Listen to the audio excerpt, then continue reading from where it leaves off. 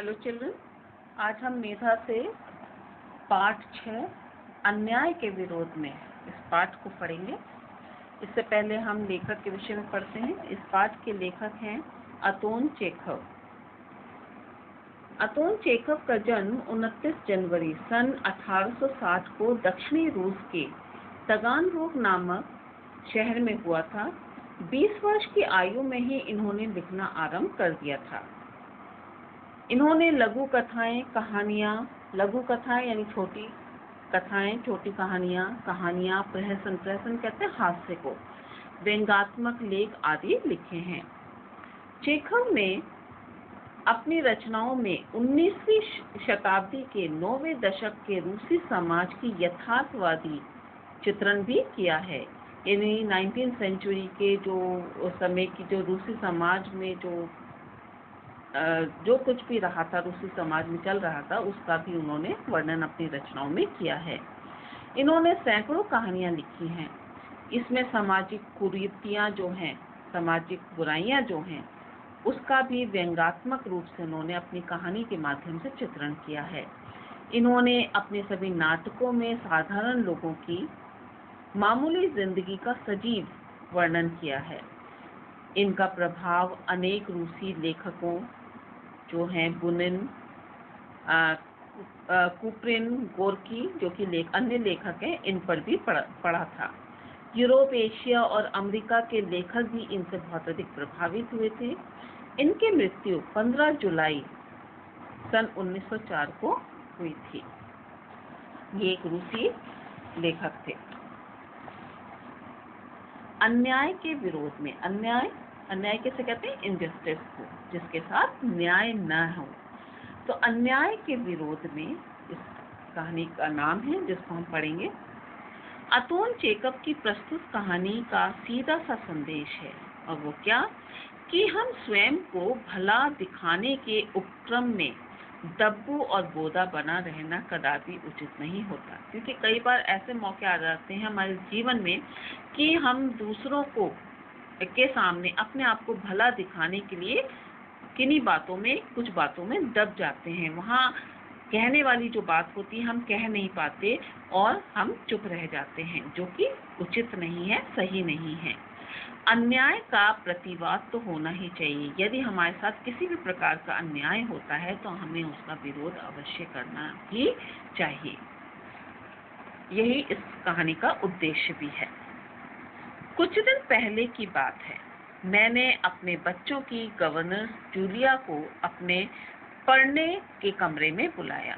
यहाँ लेखक जो हैं, मैंने शब्द लेखक ने अपने लिए प्रयोग किया है, वो कहते हैं कि उन्होंने अपने बच्चों की जो गवर्नर थी, जिसका नाम जूलिया था, उसे उन्होंने अपने पढ़ने के कमरे में बुलाया और उससे कहा, बैठो जूलिया, मैं तुम्हारी तनख्वाह का हिसाब करना चाहता हूँ।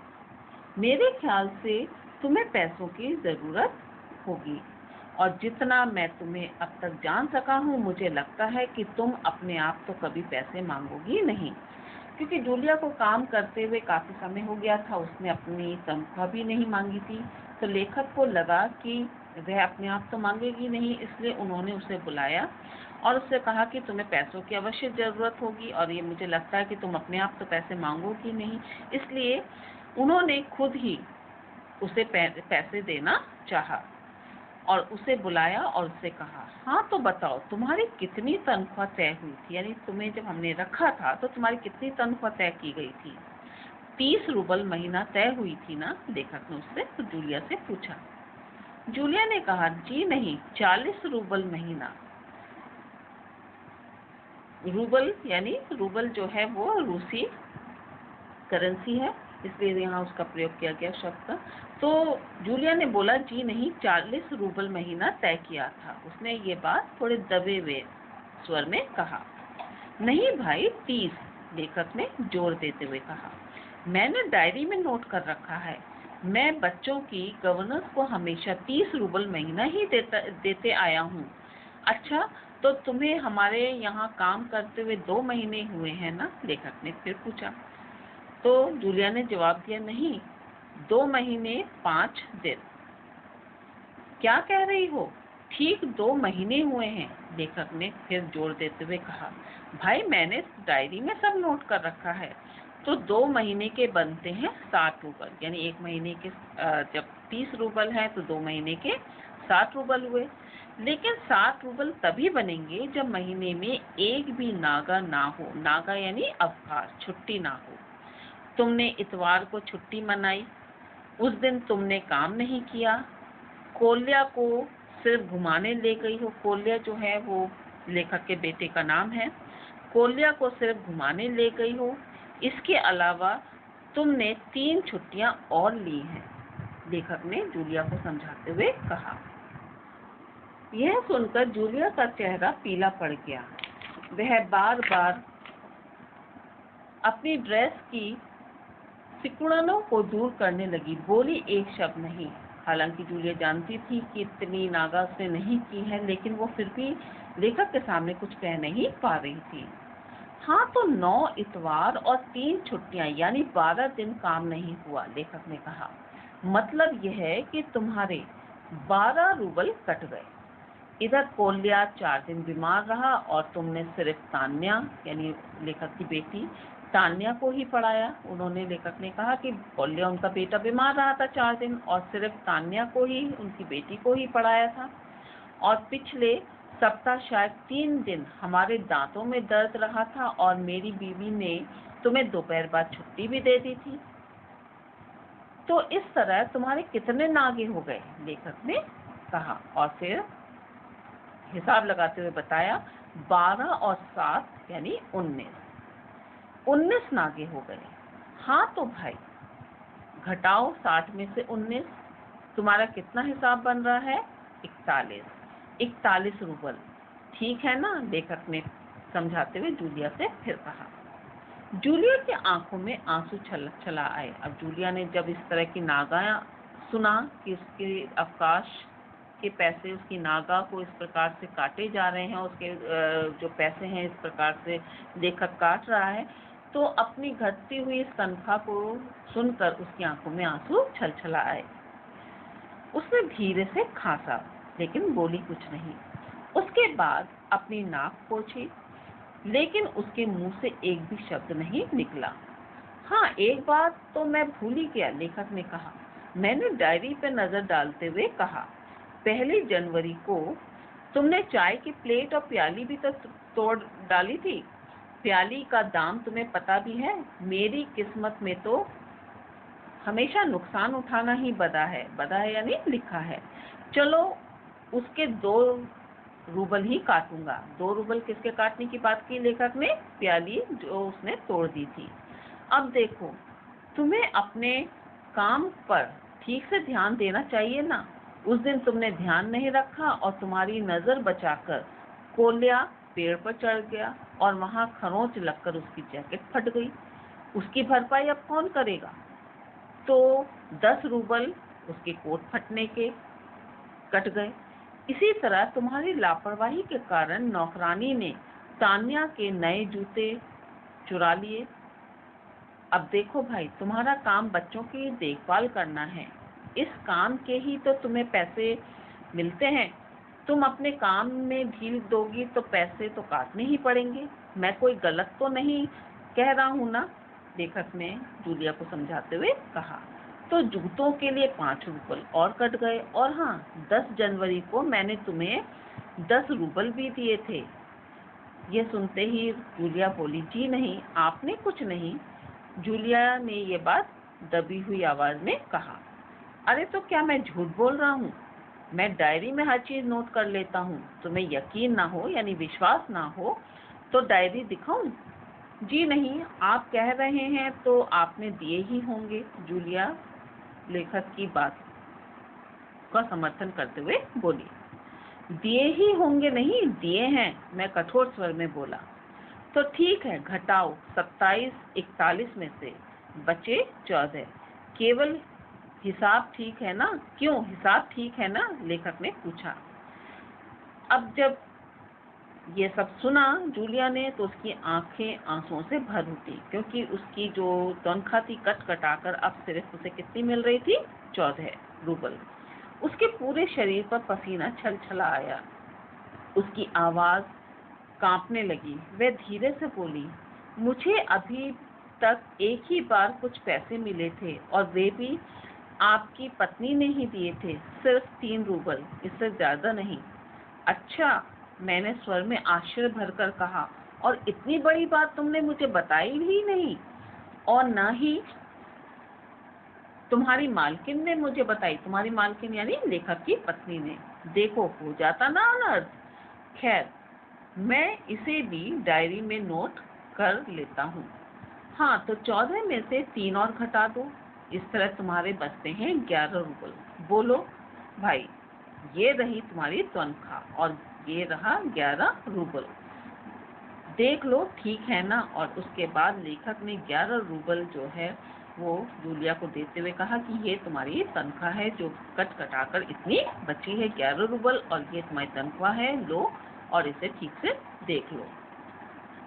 जूलिया ने कांपते हाथों से 11 रूबल ले लिए और अपनी जेब टटोल कर किसी तरह उन्हें उसने ठूंस लिए और फिर धीरे से बिनी बड़े ही नम्र स्वर में बोली, जी धन्यवाद। बस इतना सुनना था कि लेखक गुस्से से आग बबूला होने लगा। कमरे में टहलते हुए उन्होंने क्रोधित स्वर में जूलिया से कहा, धन्यवाद? किस बात का? आपने मुझे पैसे दिए, इसके लिए धन्यवाद, जूलिया ने कहा। यह सुनते ही लेखक से अब रहा नहीं गया। उन्होंने ऊंचे स्वर में लगभग चिल्लाते हुए जूलिया से कहा, तुम मुझे धन्यवाद दे रही हो, जबकि तुम यह बात अच्छी तरह जानती हो कि मैंने तुम्हें ठग लिया है, तुम्हें धोखा दिया है, तुम्हारे पैसे हड़प कर तुम्हारे साथ मैंने अन्याय किया है, इसके बावजूद तुम मुझे धन्यवाद दे रही हो। लेखक दरअसल ऐसा करके उसे एक सबक सिखाना चाहते थे। वो उसको सिखाना चाहते थे कि किस प्रकार से अन्याय के विरुद्ध लड़ना चाहिए। और जब वह चुपचाप अपने साथ हुए अन्याय को सह रही थी तो बाद में लेखक को धन्यवाद भी देती है, तो ये बात लेखक को बिल्कुल मंजूर नहीं होती और इस बात से वे नाराज हो जाते हैं और उससे कहते हैं कि मैंने तुम्हें ठग लिया, तुम्हें धोखा दिया, इसके बाद भी तुम मुझे धन्यवाद दे रही हो। जी हाँ, इससे पहले मैंने जहाँ जहाँ काम किया उन लोगों ने तो मुझे एक पैसा तक नहीं दिया, जूलिया ने लेखक को बताया। आप कम से कम कुछ तो दे रहे हैं। उसने मेरे क्रोध पर ठंडे पानी का छींटा मारते हुए कहा। जब लेखक ने ये उससे सुना जूलिया से कि इससे पहले जहाँ जहाँ उसने काम किया था वहाँ लोगों ने उसके साथ अन्याय किया क्योंकि उसके काम के उसको पैसे नहीं दिए थे, ये सुनते ही लेखक का क्रोध जो था वो एकदम ठंडा हो गया। उन लोगों ने तुम्हें एक पैसा भी नहीं दिया जूलिया? मुझे ये बात सुनकर तनिक भी अचरज नहीं हो रहा, लेखक ने कहा। फिर अपना स्वर धीमा करके लेखक जूलिया से बोला, जूलिया, मुझे इस बात के लिए माफ कर देना कि मैंने तुम्हारे साथ एक छोटा सा क्रूर मजाक किया, क्योंकि लेखक ने एक प्रकार से उसके साथ मजाक किया था क्योंकि वो उसे सबक सिखाना चाहता था। परंतु मैं तुम्हें सबक सिखाना चाहता था। देखो जूलिया, मैं तुम्हारा एक पैसा भी नहीं मांगूंगा। देखो, ये 80 रूबल रखे हैं जो कि उसकी तनख्वाह थी, जो कि 40 रूबल महीना जो तय किया गया था, उसी के आधार पर 2 महीने के 80 रूबल लेखक ने उसके सामने रखते हुए कहा, ये तुम्हारे 80 रूबल रखे हैं, मैं अभी इन्हें तुम्हें दूंगा, लेकिन उससे पहले मैं तुमसे कुछ पूछना चाहूंगा। जूलिया, क्या जरूरी है कि इंसान भला कहलाए जाने के लिए इतना दब्बू, इतना भीरू यानी डरपोक और बोधा यानी दबा हुआ बन जाए कि उसके साथ जो अन्याय हो रहा है उसका वो विरोध तक ना करे, बस चुपचाप जातियां यानी उसके साथ जो जातियां हो रही हैं, उसके साथ जो अन्याय हो रहा है उसे सहता जाए? नहीं जूलिया, नहीं, इस तरह खामोश रहने से काम नहीं चलेगा। अपने अस्तित्व को यानी अपने व्यक्तित्व को बनाए रखने के लिए तुम्हें कठोर, निर्भय और हृदयहीन संसार से लड़ना ही होगा। हृदयहीन यानी निर्मम बनना ही होगा। अपने दांतों और पंजों के साथ लड़ना होगा। दांतों और पंजों के साथ यानी अपनी पूरी शक्ति से अपने साथ हुए अन्याय के लिए तुम्हें लड़ना ही होगा और पूरी ताकत के साथ। मत भूलो जूलिया कि इस संसार में दब्बू और भीरू यानी डरपोक और डरने वाले लोग, उन लोगों के लिए कोई जगह नहीं है, कोई जगह नहीं है। तो इस प्रकार से एक छोटे से मजाक के तौर पर लेखक ने जूलिया को ये समझाने का प्रयास किया, ये बताने का प्रयास किया कि इस संसार में यदि रहना है तो उसे निर्भय होकर बिना किसी डर के रहना होगा। कहने का अर्थ है कि इसमें लेखक जो है उसने व्यवहारिकता की शिक्षा दी है। वह हमें ये बताना चाहते हैं कि हमें कभी भी किसी से दबना नहीं चाहिए, और लोगों द्वारा अगर कोई हमें बेवकूफ़ बनाना चाहता है तो हमें उनके द्वारा बेवकूफ़ नहीं बनना चाहिए। हमें अपने ऊपर विश्वास होना चाहिए, और अगर कोई हमारे साथ अन्याय करता है तो उसका हमें डटकर सामना भी करना चाहिए। इसके शब्द बच्चों आप कॉपी में लिखेंगे। शब्द है गवर्नर, संरक्षिका, देखभाल करने वाली, रूबल रूस की मुद्रा को कहते हैं, यकीन विश्वास, भीरू डरपोक, जातियां अन्याय कठोरता, हृदयहीन निर्मम, तनख्वाह वेतन, नागा अनुपस्थिति अवकाश, अनर्थ अनुचित कार्य, बोधा बेवकूफ, अस्तित्व विद्यमान होना। इनमें से ये जो मैंने टिक लगाए हैं, गवर्नर्स, यकीन, भीरू, हृदयहीन, नागा, अनर्थ, बोधा और अस्तित्व, इन 8 शब्दों के आप वाक्य बनाएंगे, और शब्द कॉपी में जरूर लिखिए और इन 8 शब्दों के वाक्य बनाएंगे। इसके बाद हम प्रश्न उत्तर डिस्कस करते हैं। मौखिक प्रश्न जिनके एक वाक्य में उत्तर लिखने हैं। पहला प्रश्न है, लेखक ने जूलिया को किस लिए बुलाया? लेखक ने जूलिया को उसकी तनख्वाह का हिसाब करने के लिए बुलाया। दूसरा प्रश्न, जूलिया को लेखक के घर में काम करते हुए कितना समय हो गया था? जूलिया को लेखक के घर में काम करते हुए 2 महीने 5 दिन हो गए थे। तीसरा प्रश्न, जूलिया का चेहरा पीला क्यों पड़ गया था? जब लेखक ने जूलिया से कहा कि तुमने इतवार को छुट्टी मनाई है और इसके अलावा 3 छुट्टियां और ली हैं, तो यह सुनकर उसका चेहरा पीला पड़ गया था। लेखक के अनुसार जूलिया ने कितने नागे किए थे? लेखक के अनुसार 9 इतवार और 3 छुट्टियां यानी 12 दिन के नागे जूलिया ने किए थे। लेखक की पत्नी ने जूलिया को कितने रूबल दिए थे? लेखक की पत्नी ने जूलिया को 3 रूबल दिए थे। ये मौखिक प्रश्न आप कॉपी में नहीं करेंगे। अब आइए लिखित प्रश्नों पर, इनके उत्तर विस्तार पूर्वक आपको लिखने हैं। जूलिया कौन थी? पहला प्रश्न है, जूलिया कौन थी? उसको किसने अपने कमरे में बुलाया और क्यों? जूलिया लेखक के बच्चों की गवर्नेंस थी। उसे लेखक ने उसकी तनख्वाह का हिसाब करने के लिए अपने कमरे में बुलाया था। दूसरा प्रश्न, जूलिया ने अपने मालिक को अपनी तनख्वाह कितनी बताई? जूलिया ने अपने मालिक को अपनी तनख्वाह 40 रूबल महीना बताई। जूलिया चुपचाप अन्याय क्यों सहती रही? जूलिया एक अत्यंत भीरू, गोदा और दब्बू किस्म की लड़की थी, इसलिए वह अन्याय चुपचाप सहती रही थी। लेखक ने जूलिया से माफी क्यों मांगी? लेखक ने जूलिया से माफी इसलिए मांगी क्योंकि लेखक ने उसके साथ एक क्रूर मजाक करके उसकी परीक्षा ली थी या उसे सबक सिखाना चाहा था। नेक्स्ट, लेखक को किस बात पर क्रोध आया? लेखक को इस बात पर क्रोध आया कि लेखक उसे तरह तरह के बहाने बनाकर उसकी तनख्वाह काट रहा था और उसे ठग भी रहा था, किंतु जूलिया किसी भी बात का विरोध नहीं कर रही थी। नेक्स्ट क्वेश्चन, तुम जूलिया की जगह होते तो क्या करते? वैसे तो इसका उत्तर बच्चों आप अपने अनुसार लिखिएगा, लेकिन मैं आपको बता देती हूँ, उससे आपको हेल्प मिल सकती है। यदि हम जूलिया की जगह होते तो उसकी तरह चुप नहीं रहते, हम लेखक की गलत बातों का विरोध करते और अपने साथ अन्याय नहीं होने देते। इसके बाद है नेक्स्ट एक्सरसाइज, आशय स्पष्ट कीजिए, जिसमें पंक्ति दी गई है पाठ से। संसार में दब्बू और भीरू लोगों के लिए कोई जगह नहीं है। इसमें आप रेफरेंस देंगे। उपरोक्त पंक्ति हमारी पाठ्य पुस्तक मेधा के पाठ अन्याय के विरोध में से ली गई है, जिसके लेखक अतोन चेखव हैं। फिर पंक्ति को स्पष्ट करेंगे। इस पंक्ति के द्वारा लेखक जूलिया को समझाना चाहते हैं कि संसार में दब्बू और भीरू लोगों की कोई हैसियत नहीं होती।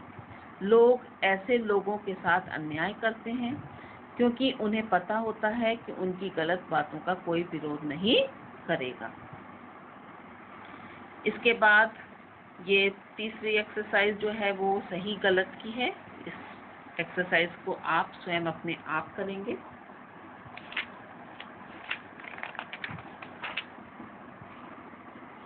फिर आता है विषय वस्तु का बोध। इसमें पंक्ति दी गई है। इस तरह खामोश रहने से काम नहीं चलेगा। अपने अस्तित्व को बनाए रखने के लिए तुम्हें कठोर, निर्भय, हृदयहीन संसार से लड़ना होगा। पहला प्रश्न है, लेखक किससे बात कर रहे हैं? लेखक अपने बच्चों की गवर्नेंस जूलिया से बात कर रहे हैं। लेखक ये सीख क्यों दे रहे हैं? लेखक ये सीख इसलिए दे रहे हैं क्योंकि जूलिया एक भीरू और दब्बू लड़की थी जो अन्याय का विरोध नहीं करती थी। नेक्स्ट क्वेश्चन, अपना अस्तित्व बनाए रखने के लिए क्या करना होगा? अपना अस्तित्व बनाए रखने के लिए इस संसार से निर्भय होकर पूरी ताकत के साथ लड़ना होगा। इस कहानी के लेखक का नाम बताइए या लिखिए। इस कहानी के लेखक का नाम अतोन चेखव है। तो बच्चों, इसके प्रश्न उत्तर में आप लिखित प्रश्न के सारे प्रश्न करेंगे कॉपी में। 6 प्रश्न हैं, इन 6 प्रश्न को करोगे, आशय स्पष्ट करोगे और विषय वस्तु वाले 4 प्रश्नों को करोगे। इसमें इस पंक्ति का पहला और आखिरी शब्द लिखिएगा डैश डैश करके और इन 4 प्रश्नों को करोगे। शब्दार्थ मैंने बताया ही आपको पहले कि शब्दार्थ आप लिखेंगे और इन 8 शब्दों के वाक्य प्रयोग करेंगे। Thank you children.